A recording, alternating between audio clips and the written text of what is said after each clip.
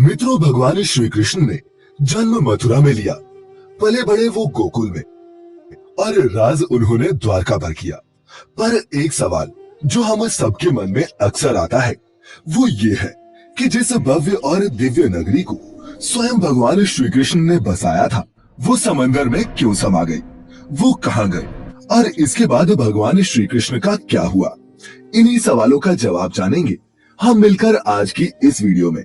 मित्रों, द्वारिका नगरी श्री कृष्ण की कर्म भूमि के नाम से भी विख्यात है। महाभारत में वर्णित कथा के अनुसार भगवान श्री कृष्ण ने जब कंस का वध किया तब जरासंध ने प्रण लिया कि वो कृष्ण और यदुवंशियों का समूल नाश कर देगा और जब भी जरासंध को अवसर मिलता तो वो मथुरा और यदुवंशियों पर दावा बोल देता। उसका अत्याचार रुकने का नाम ही नहीं ले रहा था। ऐसे में यदुवंशियों की सुरक्षा के लिए श्री कृष्ण ने मथुरा को छोड़ देना ही बेहतर समझा। मथुरा छोड़ने के बाद उन्होंने समंदर किनारे एक दिव्य और भव्य नगर की स्थापना की जिसका नाम द्वारका रखा गया। यहाँ आने के बाद वो अपने प्रियजनों के साथ सुकून से जीवन यापन करने लगे। फिर वक्त का पहिया घूमा और लगभग 36 वर्ष तक कुशलता पूर्वक राज्य का संचालन करते हुए एक दिन अचानक उनके देह त्यागने के बाद वैभवशाली द्वारका नगरी भी समंदर में समा गई। मित्रों, पौराणिक ग्रंथों में इस घटना से संबंधित दो कथाओं की जानकारी प्राप्त होती है।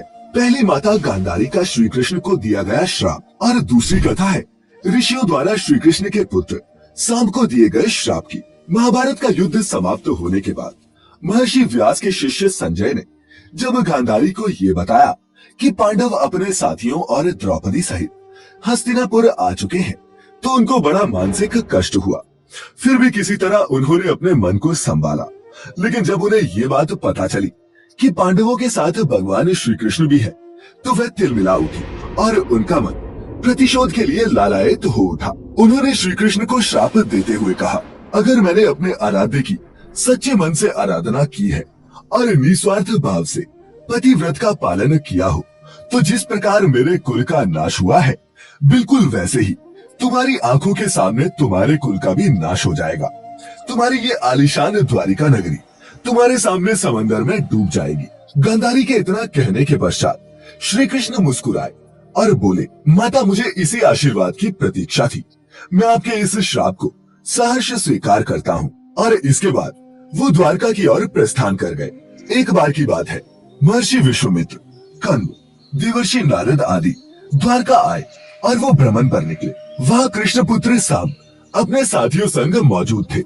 उन लोगों ने ऋषियों के साथ मजाक करने की योजना बनाई जिस क्रम में सांब को स्त्री का वेश धारण करके और उसे उनसे ये पूछना था कि मेरे गर्भ से क्या उत्पन्न होगा। ऋषियों ने जब देखा कि ये युवक हमारा अपमान कर रहे हैं तो क्रोधित होकर उन्होंने उसे श्राप दिया कि श्री कृष्ण का ये पुत्र वृष्णि और अंधक वंशी पुरुषों का नाश करने के लिए एक लोहे का मूसल उत्पन्न करेगा जिसके द्वारा तुम जैसे क्रूर, अहंकारी और क्रोधी लोग अपने समस्त कुल का संहार करेंगे। भगवान कृष्ण और बलराम के सिवा सब लोगों पर उस मूसल का प्रभाव होगा। जब श्री कृष्ण को ये बात पता चली तो उन्होंने कहा, ये जरूर सत्य होगा। श्राप के फलस्वरूप ही सांब ने मूसल उत्पन्न किया। पर जब ये बात राजा उग्रसेन को पता चली तो उन्होंने मूसल को चुराकर चुपचाप समंदर में फेंकवा दिया। साथ ही ये भी घोषणा करवा दी कि आज से कोई भी वृष्णि व अंधकवंशी अपने घर में मदिरा का उत्पादन नहीं करेगा। जो भी व्यक्ति छिपकर मदिरा तैयार करेगा उसे मृत्यु दंड की सजा दी जाएगी। और ये सुनकर द्वारका वासियों ने मदिरा नहीं बनाने का प्रण लिया। इसके बाद द्वारिका में आए दिन अशुभ घटनाएं घटने लगी। कभी तेज आंधी आती तो कभी तेज तूफान। चूहों की संख्या अचानक से इतनी ज्यादा बढ़ गई कि मनुष्यों से ज्यादा चूहे दिखने लगे और सोते हुए मनुष्यों के बाल और नाखूनों तक को कुतरने लगे।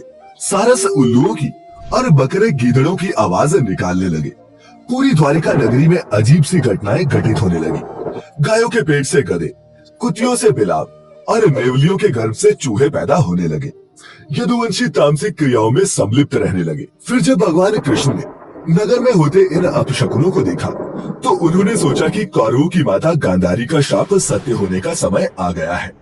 इन अपशकुनों को देखकर तथा पक्ष के 13वें दिन अमावस्या का संयोग जानकर श्री कृष्ण काल की अवस्था पर विचार करने लगे।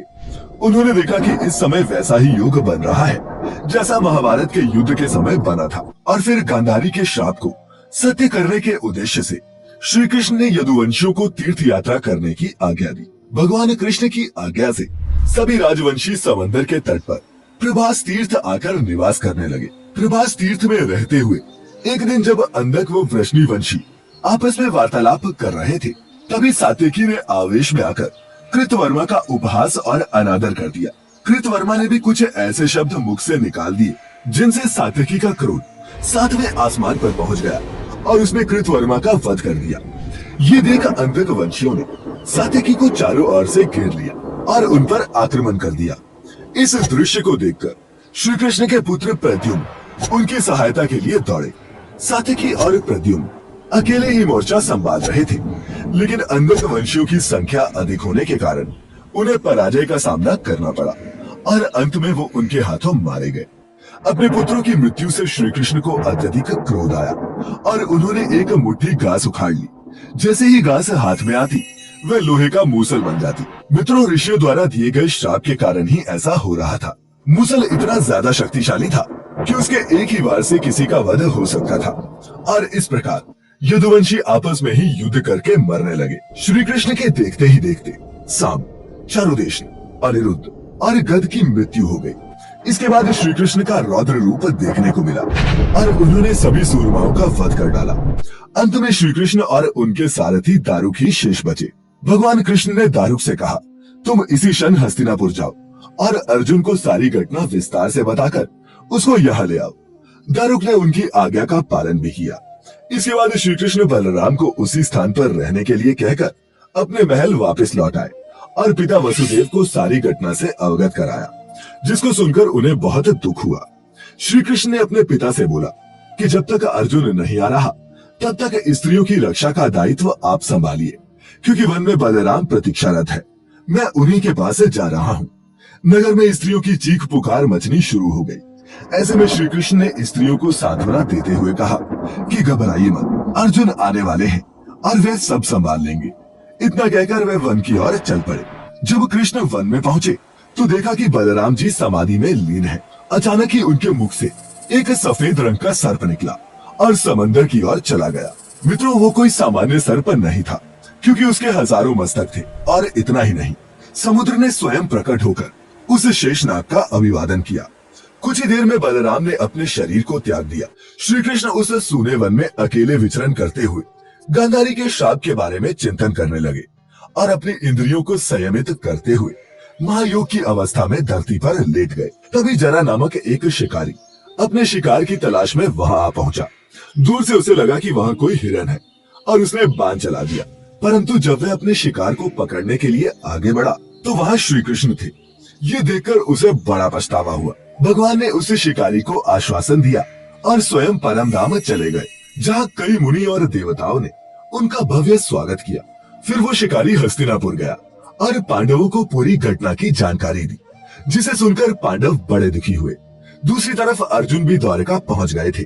वहां की स्थिति देखकर उनके मन को बड़ा क्षोभ हुआ। श्री कृष्ण की रानियों ने जब अर्जुन को देखा तो उनकी आंखों से भी अश्रु की धारा निकल पड़ी। इस दृश्य को देखकर अर्जुन की आंखें भी नम हो गई। वहां का पूरा माहौल ही शोकमय हो गया। वसुदेव भी वहीं उपस्थित थे।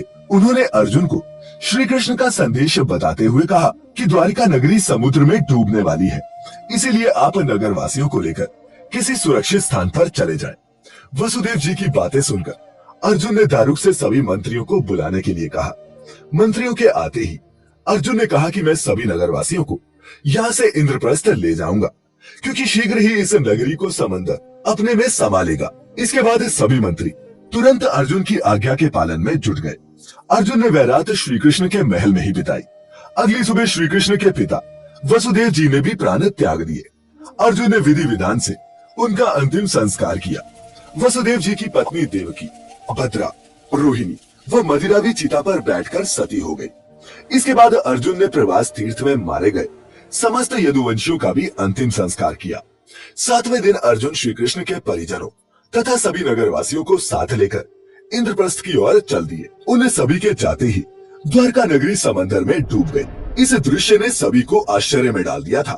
और मित्रों, इस प्रकार सोने से सजी द्वारिका नगरी समंदर में डूब गई। मित्रों, आज भी सनातन धर्म के इस समृद्ध और संपन्न प्रतीक के कई साक्ष्य वक्त वक्त पर सामने आते रहते हैं। द हिंदू की एक रिपोर्ट के मुताबिक 1963 में सबसे पहले द्वारका नगरी का एक्सकवेशन दक्कन कॉलेज पुणे के डिपार्टमेंट ऑफ आर्कियोलॉजी और गुजरात सरकार ने मिलकर किया था। इस दौरान करीब 3000 साल पुराने बर्तन मिले थे। इसके बाद आर्कियोलॉजिकल सर्वे ऑफ इंडिया की अंडर वाटर आर्कियोलॉजिकल विंग को समंदर में कुछ तांबे के सिक्के और ग्रेनाइट स्ट्रक्चर भी मिले थे, जिसके बाद ये पूरा नगर भी खोज लिया गया। तो मित्रों, उम्मीद करते हैं कि आपको हमारी आज की ये कथा कि द्वारका नगरी समंदर में कैसे डूबी ये पसंद आई होगी। आपसे निवेदन है कि वीडियो को लाइक करने के साथ साथ इसे अपने मित्रों और सगे संबंधियों के साथ शेयर